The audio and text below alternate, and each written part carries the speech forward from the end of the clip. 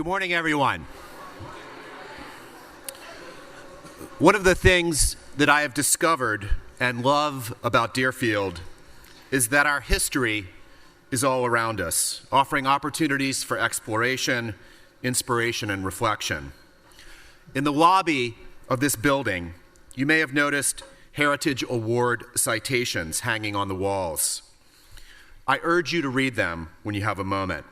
They are a tribute to both the Deerfield experience and the extraordinary accomplishments and leadership of our alumni. As you may know, the Heritage Award is presented annually to a Deerfield alumnus or alumna whose professional and personal achievements represent a special contribution to the betterment of society. Today, we present the Heritage Award to Mr. Roberto Powers, class of 1971.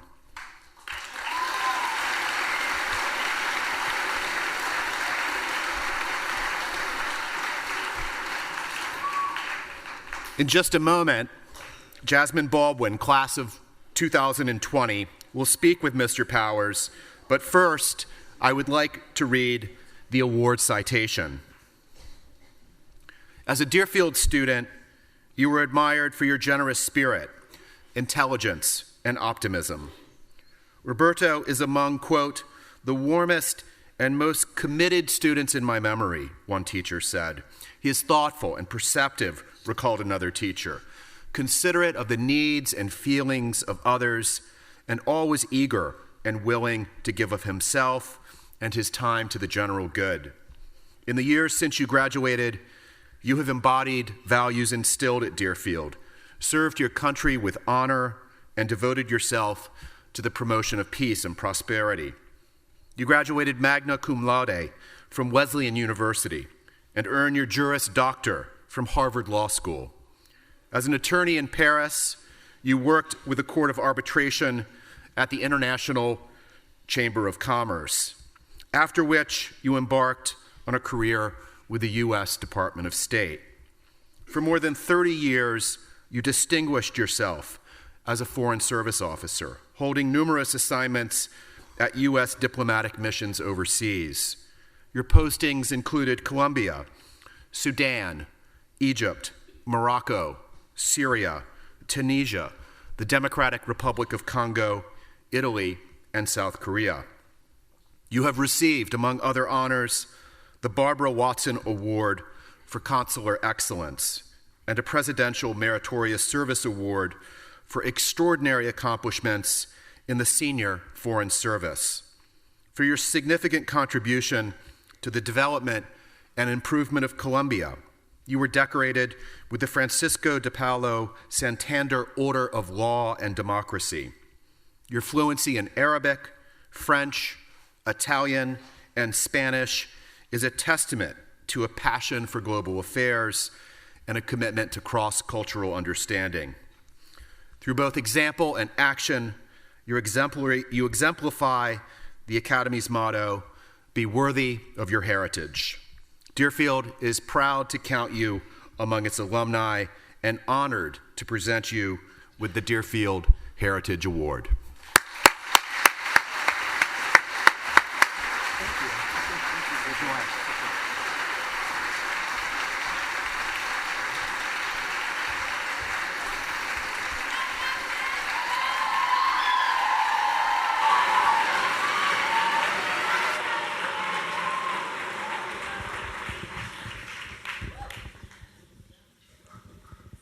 Well, first off, congratulations, Mr. Powers. Thank you very much. How does it feel to be back on campus? Do you know, it feels wonderful. And looking out on all of the faces before me, it just feels absolutely terrific. If I have one regret, it's that I didn't return more frequently than what I did. The school has changed in so many ways. When I was here, it was an all-boys school, and the addition of young ladies is certainly more than just a plus. Thank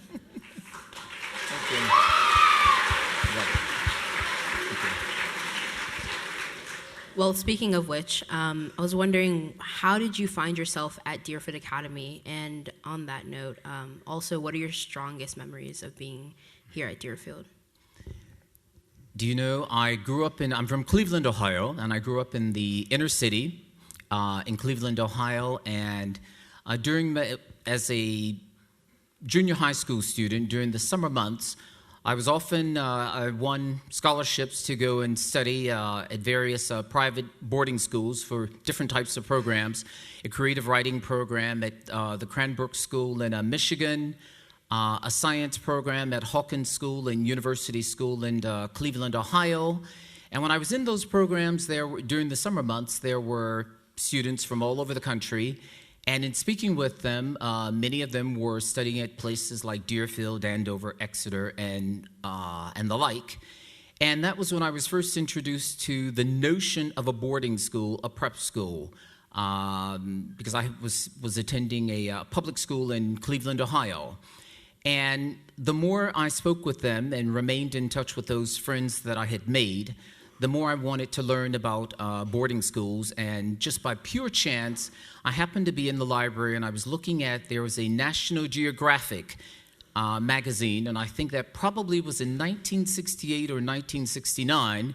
Deerfield was the cover story for Deerfield Academy, and the town of Deerfield, the cover story for National Geographic.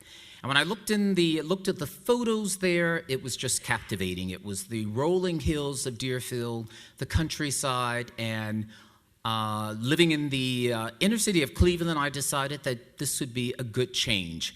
And I immediately went to the public library and began doing a bit of research, looking at schools and writing to schools, and began receiving the brochures from the various schools.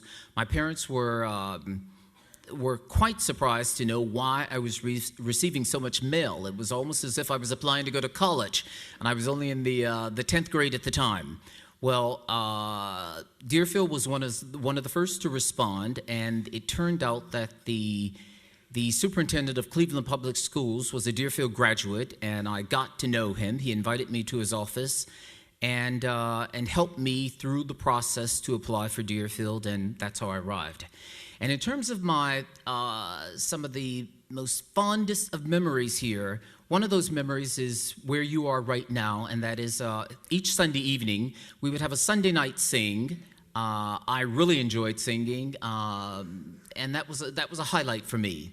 Another fond memory are obviously the friendships, and friendships not only with students, but friendships with the faculty and friendships with the larger town community also. It really was an amazing experience. I think back on the Deerfield Glee Club, which was a class act in and of itself, and I was often a soloist with the Glee Club, and those are just wonderful, wonderful moments. Lastly, I'll say that I also think back on instructors, some of the names for which you may have heard. One was Dan Hodomarsky, who was the art instructor from Cleveland, Ohio himself, and he was one of those figures that really brought art and the plastic arts to prominence here at Deerfield, and we can look at the Hess Art Center and see part of his legacy, part of that accomplishment.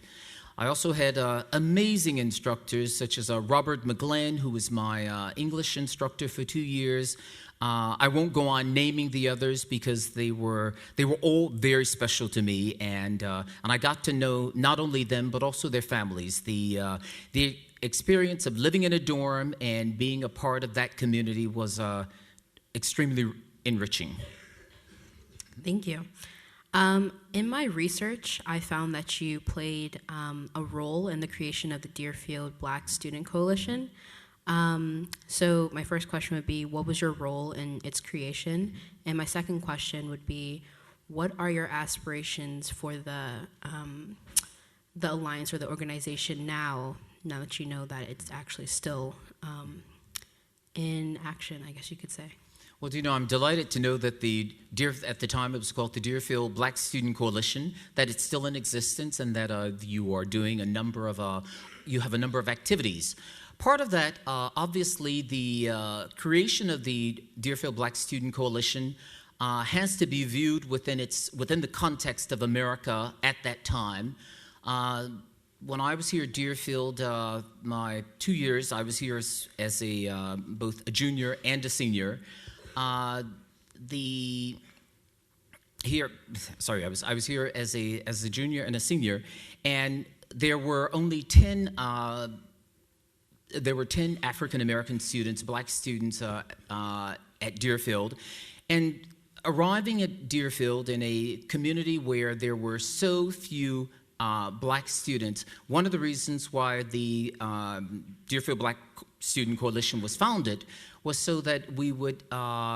It gave us an opportunity to focus on aspects of our culture, Black American culture, not only for ourselves but also to share that culture with the larger Deerfield student community. I remember very, very well that one of the Sunday night sings we were responsible for.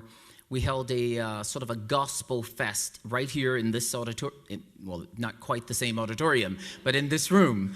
And we sang spirituals, we sang gospels, we shared African-American poetry, writers such as Langston Hughes, Nikki Giovanni, and others. And for many of the students, and even for some of the black students, it was the first time that they were familiar with African-American artists, writers, and poets. So that was one of the primary reasons. And it was also that on college campuses, universities throughout the country, after the Black Power movement, there was black students, professionals were seeking to better understand their own identity, and that was one of the primary reasons for the founding of the organization. So it was a means of bringing together an affinity group, a group that shared many common aspects, and sharing that with the larger community. And in what ways do you think that the current Deerfield Black Student Alliance, I guess in what ways do you think they should continue on the way that you started this coalition? Do you know, I would say that simply continuing to focus on aspects of black culture, and keeping in mind that those aspects of black culture, they are aspects of the larger American culture, and working to ensure that that some of those aspects, that literature, that they are a part of the curriculum and that they are part of the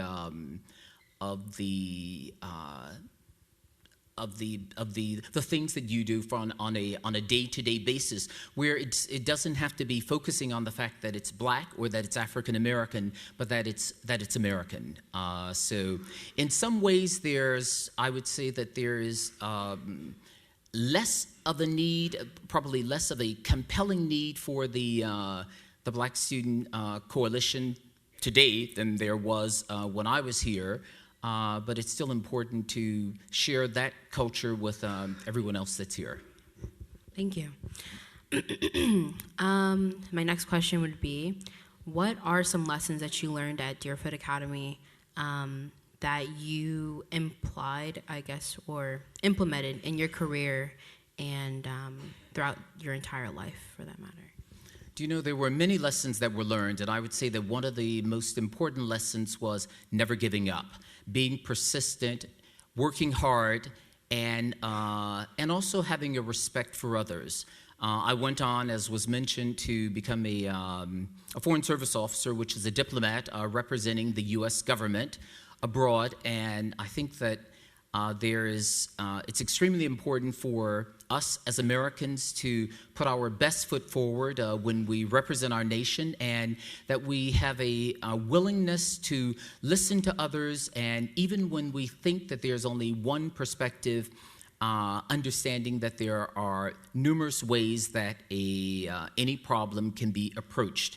And that we don't. It doesn't have to be a win-win situation. It doesn't. Sorry, not a win-win situation, but it doesn't have to be a winner-take-all situation where it's extremely important that we be willing to listen to others, compromise with others, and I've always made an effort to put myself in the shoes of my interlocutor so that I can begin to see things from their perspective. In terms of your career, what ways do you find your diplomatic career to be the most satisfying?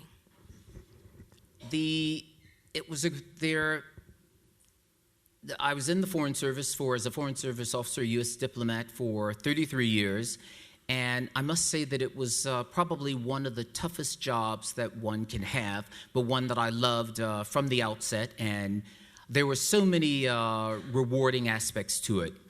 Most importantly was the opportunity to discover the world, to travel to so many different countries, discover so many different cultures, and to make an effort to understand those cultures from their own perspective.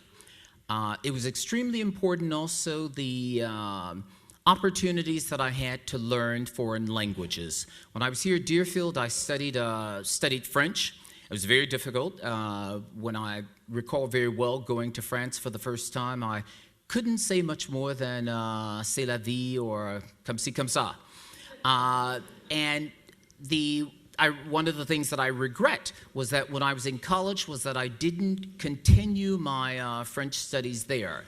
But joining the Foreign Service, even prior to joining the Foreign Service, it underscored to me that learning a foreign language is just so important because it opens so many doors. And there are times where, even if you don't have a mastery of that language, the ability to say a kind word to someone in their own language is a tremendous stepping stone and can open doors that otherwise might never have been opened.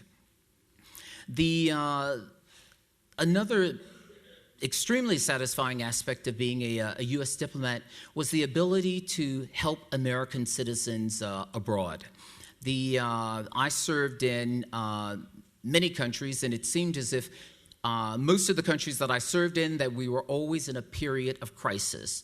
When I was in the Sudan, there was the Darfur refugee crisis.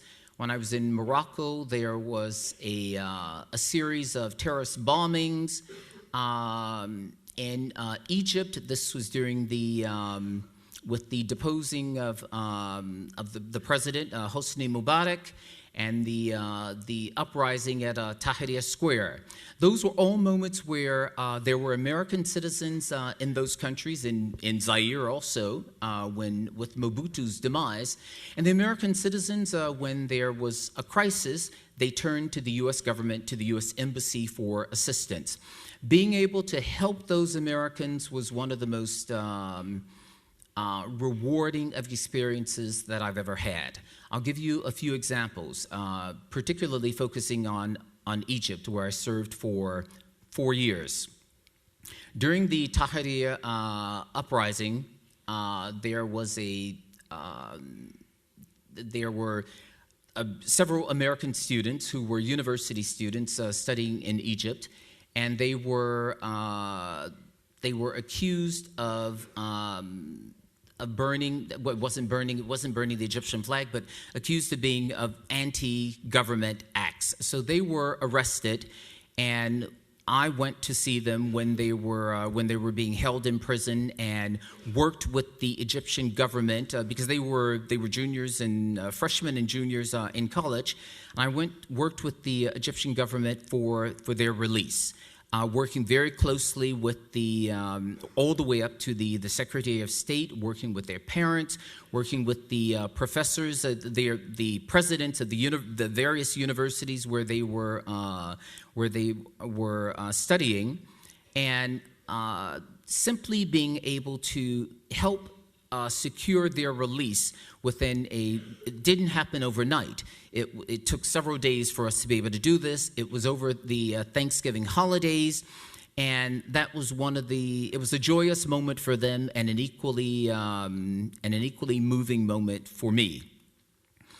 On another occasion, there was a group of elderly Americans who were traveling with a convoy in 3 buses. There must have been about 100 of them, and they were traveling in Upper Egypt, and there was a bus crash. And one of the buses, the entire side of the bus was sheared off, and we lost 8 lives and many, many, many injured. Having to assume immediately a leadership position of going to the site to help with the Americans and to helping many of them. It was helping them sometimes in ways in which came as a surprise to me, because with a catastrophe like that, with a crisis, even in terms of helping them to contact their family members, I was amazed by the number of them who did not know their phone numbers. Or their contact numbers for their family members. And part of that was because of the reliance upon smartphones, and their smartphones, unfortunately, many of them were destroyed in the crash itself. So that was a moment of when the entire mission, our diplomatic mission was in high gear, and those were moments that are moments where you understood why you were a public servant and why you were there working on behalf of the U.S. government and the American people. In a rapidly changing world where everything's becoming more and more interconnected, what role do you think diplomacy plays in the way that the world is changing? Diplomacy obviously plays a tremendous role, and I think that one of the most critical roles is reaching out, building bridges, and working with others. As I mentioned earlier, making an effort to understand others from their own perspective, and presenting the best face of America that one can. There were moments where, particularly sometimes with the change of an administration, where some of the things that we do to protect American interests, some of those measures are not always perceived by foreigners in the best light. And it really is a matter of working with them, helping them to understand what motivates some of the decisions that we make. Because I think that simply a willingness to talk with others, to sit down with them, that's critical. When I first joined the Foreign Service, we were always very, very concerned about our well-being, about our safety. But obviously, since September 11 and other terrorist acts throughout the world, that became a primary concern of not only our mission but diplomatic missions throughout the world. It's extremely important, however, that in our efforts to protect ourselves and build safer, more formidable embassies, that we don't do it to such a degree that we lose an ability to speak with those that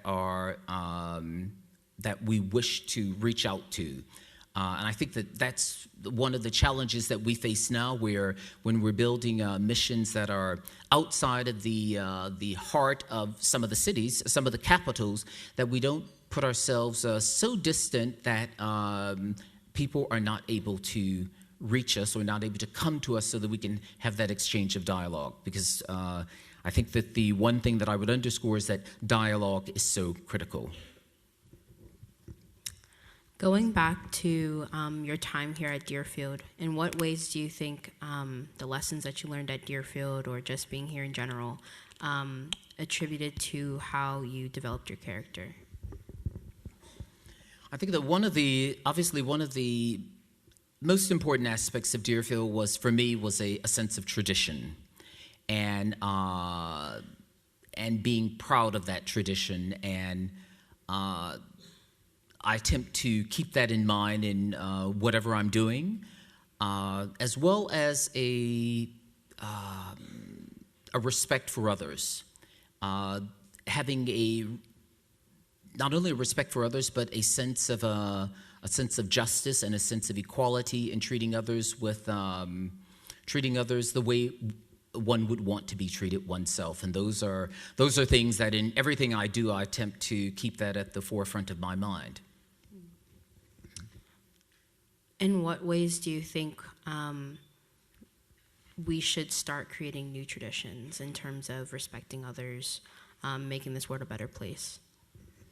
Things of that sort. If creating new traditions is going to build more bridges, then I'm fully in favor of doing so. But I think that the underlying traditions that are there, that there's enough fodder there, enough for us to build on. So it's hard for me to say in terms of new traditions, but because I'm very much in favor of the older traditions, but I guess I'd say that a new tradition is the fact that you now have a co-ed student body here. So that's a very, very positive change. That's one that should be encouraged, not only here but elsewhere, and a respect for the differences that others, the ways in which others differ from ourselves. Thank you. If you could go back in time as a Deerfield Academy student, what would you change or do differently? Do you know, that's not an easy question either. What would I do differently? First of all, as I mentioned, I was here for 2 years. So one of the first things that I would want to do differently, and this may surprise some of you, and that is rather than have been here for 2 years, to have been here for 4 years. And I think that, and I'll tell you why. Because when I arrived as a junior, it took a while to acclimate oneself to being in this environment. And by the time I had arrived, obviously, many of the freshmen and the sophomores, my classmates, had built friendships, relationships when they were freshmen and sophomores, and it was not always easy to become a part, to break into some of those circles in the beginning. So I think that would be one way in which I would have perceived things differently. I'd also say that the focus on the arts, that in the beginning, the plastic arts played not a very significant role here at Deerfield. And when I was here, we began making efforts to branch out so that it wasn't just sheer academics in terms of the math and the sciences. And I would have, if I were doing it again, to have had an opportunity to discover other aspects of art and creating. And lastly, I studied French when I was here, but having traveled and lived throughout the world, I would have loved to have learned another language, to have learned German in particular. And that would really be it. And finding the time to learn, and not only just have exposure to, but to really focus on mastering a foreign language is something that I would have done differently. And it was probably a bit more difficult then than it is now, because when I was here, we didn't have very many foreign students. And I note, just looking at the statistics, that there are many more countries that are represented amongst the students, and I think that's terribly enriching. Given that you've traveled the world, what are some of your favorite cuisines that you've experienced? Favorite cuisines? Well, I'll start out by saying that there's little that I don't like. I spent 5 years in Korea, in South Korea, so I like everything from kimchi to bibimbap to you name it. I very, very much enjoyed it. I was in the Congo. When I was in the Congo, I ate dishes that I never would have imagined that I would have had an opportunity to taste. including a hippopotamus, which was much better than I thought it would be, and crocodile. And part of it is just, it was really some of the things that I tasted for the first time were things where, if you just in general, oftentimes people would say, oh, never, never in 1,000 years. But simply by being adventurous and being willing to try things, I learned to love things that I had never had before. And in terms of cuisine, not only did I enjoy the opportunity to discover those cuisines, but also the opportunity to learn how to actually make some of those things and share them with friends and colleagues. Okay, well, this is actually a question that just came to my head, so okay. I'm kind of going off script right now. If you were to be hosting a dinner party, and I have hosted so many. Right. But the difference is, okay, you have to cook with the crock pot. Okay. Okay. What would you make? Do you know, I must say that you shared with me just yesterday what a crock pot is. And I must say that I have never cooked with a crock pot. But that doesn't mean that I can't do so. I'd say that, you're probably very limited with a crock pot, but there are places in the world where people have even fewer items to cook with in terms of utensils. But a crock pot, do you know what I would do? Is I think I'd make a very slow coq au vin. How's that?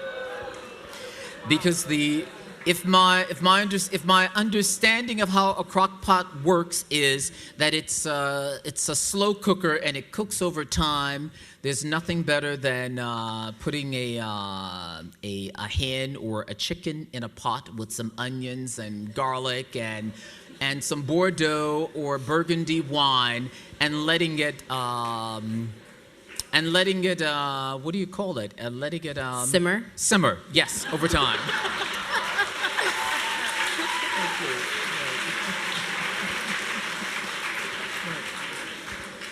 And I do believe that's if I had my choice, I would go for the coq au vin. But I'd also probably try to make a chili con carne. We actually just had that for lunch the other day. So that was I'm sorry? We actually just had that for lunch the other day. Okay. Yeah. Okay. Thank you for that. Do you have the recipe that I could possibly get? A recipe for? Okay. Yeah. I will email it to you. Thank you. Okay. Thank you. Okay. Right. If, besides German, if there's any other language that you could just overnight become fluent in, what would it be? To overnight become fluent in? Do you know, I'll tell you what it would be. It's very difficult. Probably Japanese or Korean. 안녕하세요 to the Korean students that are here. I'm saying this because they're both very, very difficult languages, and they're very beautiful languages, and they're countries that I love, and I think that they're countries where they have so much to offer to the world, and to be able to better understand those nations using their own language would be a treat. Have you ever watched anime? Can you repeat that? Anime? So it's basically this Japanese style of cartoon. And usually for English speakers, we have to watch with the subtitles. Okay. But would you watch anime without the subtitles if you became fluent in Japanese? Do you know, I'll start out by saying that I love discovering other cultures, and I very much enjoy watching films. And when I watch them, I want to see them in the original version. I'd rather not have the films dubbed in English, so that reading the subtitles would not be a problem for me. And there have been times where I've gone to the movies, and the subtitles were not in a language that I could understand. But even following the story, following the film on the screen, it's tough. but I would be willing to do it, yes. In some ways, that's a bit like listening to, for me, a bit like listening to Wagner without understanding the words to the song. They can still be very moving and touch a lot of chords. Speaking of chords, Okay. first off, thank you so much for coming and receiving your award and Okay. talking with me. Okay. But I was wondering if you would like to sing the Deerfield Evening song? Do you know, I started out by saying that one of the most moving moments for me was the singing in the Glee Club, singing with the evening songs, and I would be delighted to have you sing along and share this memory with you. Okay.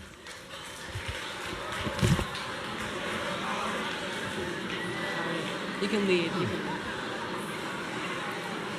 Far beyond each western mountain gleams the fires of dying day. Softly from each hidden fountain flows the river on its way. All the valley lies in splendor, hushed before the coming night.